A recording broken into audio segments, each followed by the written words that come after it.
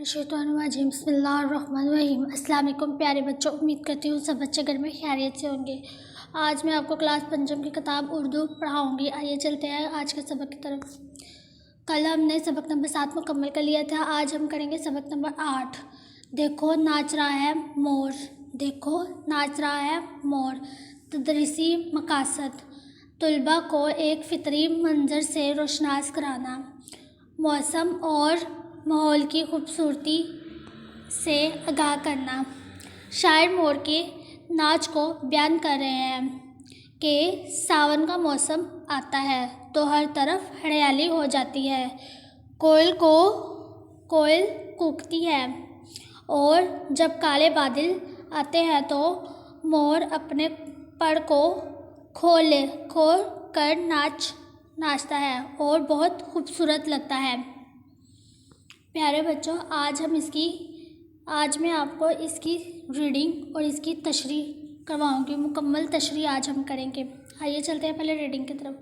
सावन भादों की रुत आई, धरती पर हरियाली छाई, बागों ने खुश होकर पहने फूलों और फलों के गहने, कोमल फूटी कलियां महकी, कोयल कूकी, चिड़िया चहकी, सर्द हवा के झोंके आए, पैरों ने तंबूर बजाए, छाई काली घटा घनघोर, देखो नाच रहा है मोर, वाह चनूर क्या खूब बनाया, गुलशन में गुलजार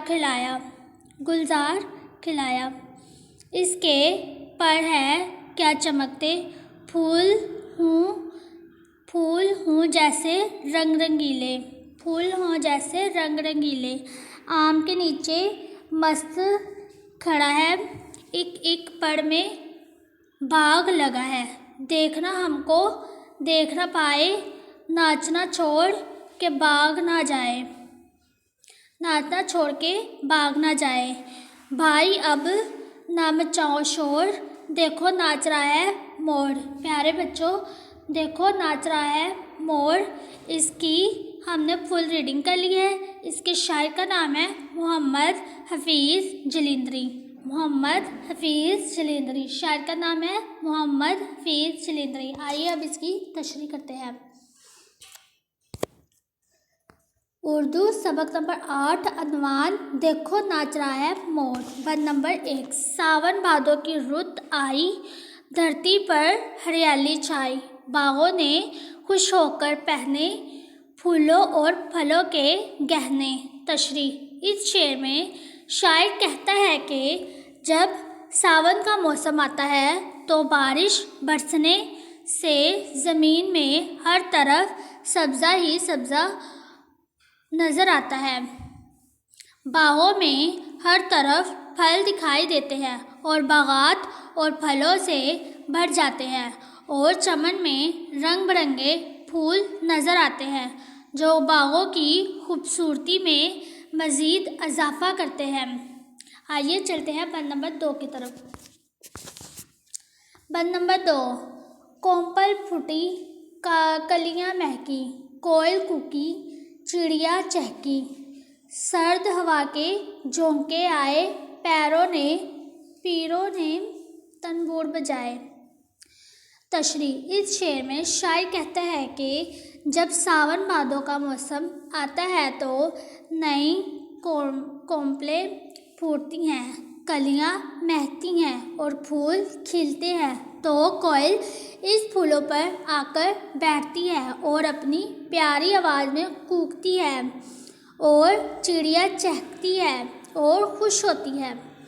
ठंडी हवा चलने लगती है, हवा के चलने से दरख्तों पर मौजूद शाखें और पत्ते हिलते हैं तो इनमें से तंबूर के साज की आवाज़ आती है जो सुनने वाले को बहुत अच्छा तासीर देती है। पद नंबर 3। छाई काली घटा घनघोर, देखो नाच रहा है मोर, वाह चनूर क्या खूब बनाया, गुलशन में गुलजार खिलाया। तशरीह, इस शेर में शायर कहता है कि सावन के मौसम میں کالے بادل آتے ہیں تو مور بھی خوشی کا اظہار کرتا ہے اور اپنے پر پھیلا دیتا ہے۔ اس کے پر میں بہت خوبصورت رنگ ہوتے ہیں کہ باغ کی خوبصورتی میں مزید اضافہ ہو جاتا ہے۔ آجو پیارے بچوں، بند نمبر 4 کی طرف چلتے ہیں۔ بند نمبر 4، اس کے پر ہیں کیا چمکیلے۔ اس کے پر کیا چمکیلے پھول ہو جیسے رنگ رنگیلے، آم کے نیچے مست کھڑا ہے، ایک ایک پر میں باغ لگا ہے۔ تشریح، اس شعر میں شاعر کہتا ہے کہ مور کے پر اتنے چمکدار اور خوبصورت ہوتے ہیں، لگتا ہے کہ ہر برنگے پھول کھلے ہوں، رنگ برنگے پھول کھلے ہوں، اور جب مور آم کے درخت کے نیچے اپنے پروں کو کھلا کر کھڑا ہوتا ہے تو ایسے لگتا ہے کہ اس کے ایک ایک پر میں باغ لگتا ہے۔ بند نمبر 5، دیکھنا ہم کو دیکھ نہ پائے، ناچنا چھوڑ کے بھاگ نہ جائے، بھائی اب نہ مچاؤ شور، دیکھو ناچ رہا ہے مور۔ تشریح، اس شعر میں شاعر کہتا ہے کہ بھائی تم شور نہ مچاؤ اور مور کا ناچ چھپ چھپ کر دیکھو، ایسا نہ ہو کہ وہ تمہیں دیکھ لے اور ڈر جائے اور ناچنا چھوڑ کر بھاگ جائے، اس لیے تم اب بس خاموشی سے چھپ کر اس کا ناچ دیکھو کہ مور ناچتے ہوئے کتنا پیارا لگتا ہے۔ پیارے بچوں، آج ہم نے اس کی مکمل تشریح کر لی ہے۔ دیکھو ناچ رہا ہے مور، اس کی ہم نے مکمل تشریح اور اس کی ریڈنگ کر لی ہے۔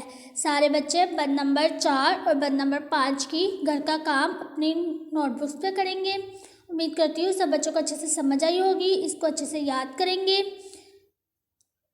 کل پھر ملاقات ہوگی ایک نئے سبق کے ساتھ۔ اللہ آپ کو اور مجھے اپنے حفظ و امان میں رکھے، آمین۔ شکریہ، اللہ حافظ۔